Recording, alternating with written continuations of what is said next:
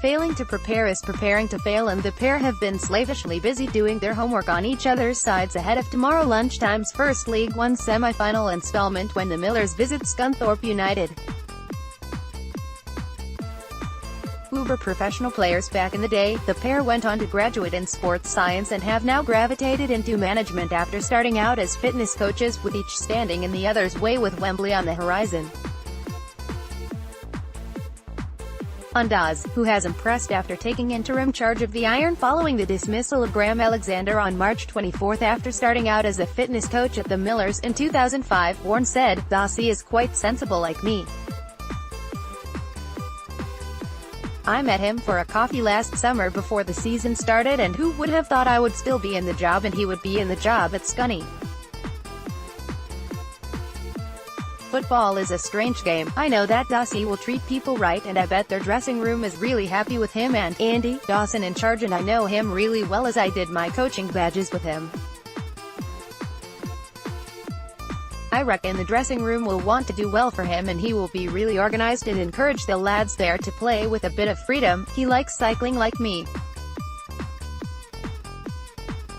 He is not the most exciting character.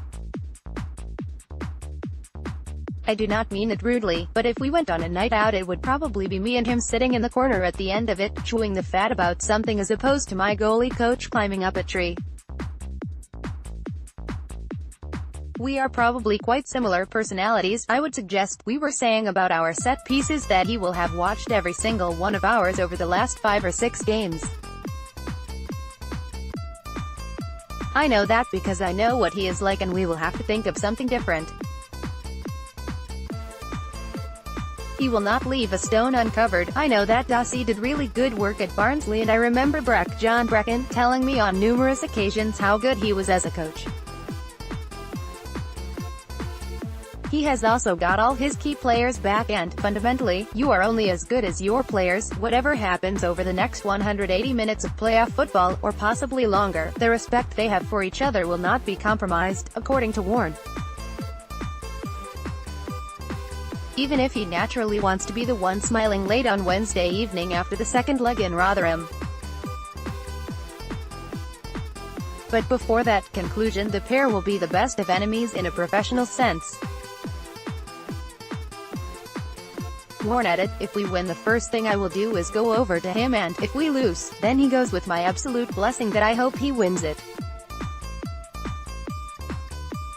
It is difficult to compete with friends. I remember years ago when I was at Yeovil and I had just left Oldham, and Sean Gregan was the centre half for them, and I get on really well with him. The first ball came up and he kneed me straight in my back and he wiped me out.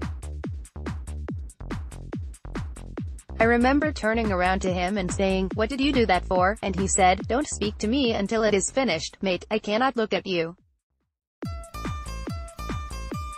During the 90 minutes you are competing with an enemy, but I cannot imagine me or Dawsy having a wrong word on the side of the pitch.'